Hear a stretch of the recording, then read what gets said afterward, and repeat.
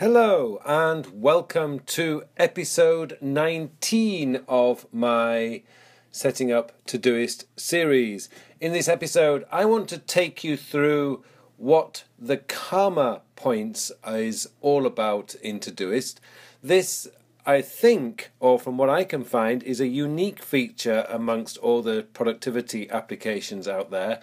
And essentially what it is a way of measuring your daily productivity.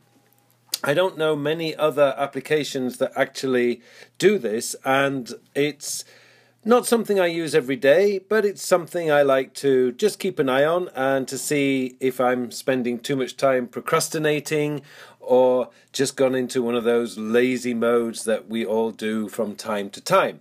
Okay, so let's get started with this. To access your Karma Points information area, you click on the number on the top bar.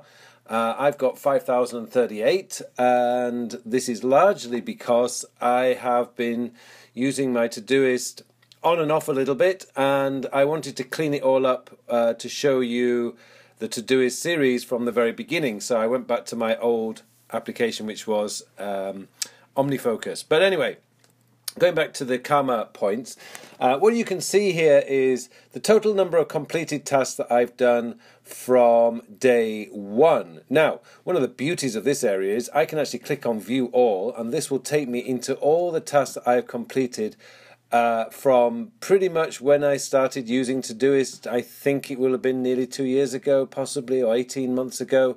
A very, very long list. Now, I can actually go in here and I can actually pick up different projects that I may have been doing or any labels that I've used at any time. So that's a really good place that you can find what you've completed over the last, well, basically from when you start using Todoist. You also have an area here which is completed in the last 7 days.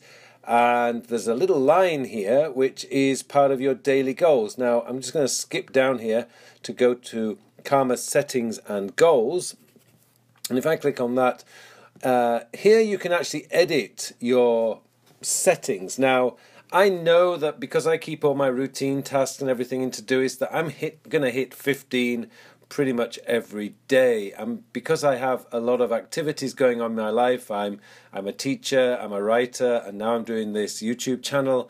I'm pretty much working 7 days a week. Not a problem, because I love what I do, and I'm certainly not complaining about that.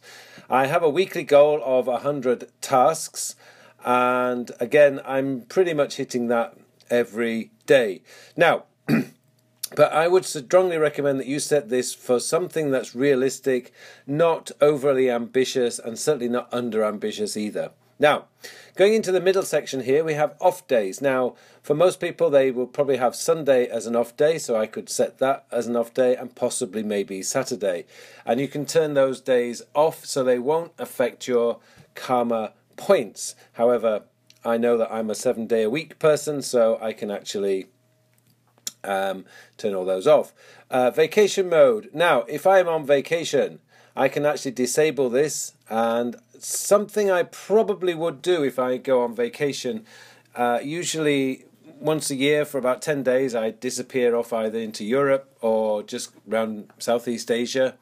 And yeah, I would turn it off, and I actually, I don't think I've shown you in any of my episodes, but I tend to forward all my tasks to the end of my vacation, except for the ones that I genuinely have to do every day. And of course, if you don't like using Karma, you can turn it off here.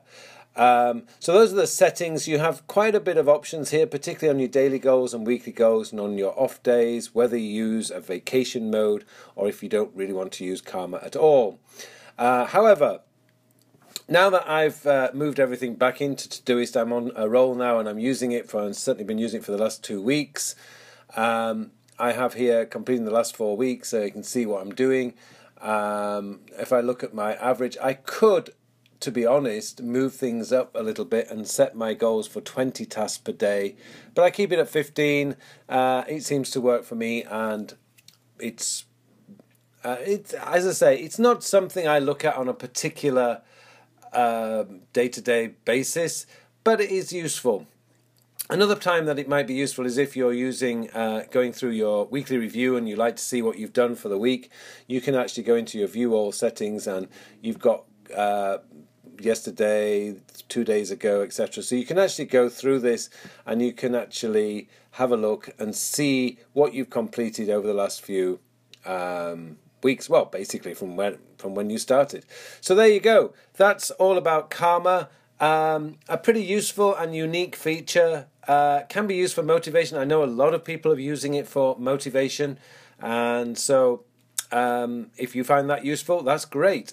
Okay, this is episode 19. Coming up in the next episode is episode 20, and as a celebration of doing 20 episodes in less than 2 months, which has really surprised me, what I want to do is I want to give you a special treat. So in the next episode, I'm going to go through the top 10 features I use in Todoist, and hopefully some of them will be useful for you too. So until next time, I hope you all have a very productive week and see you in the next episode.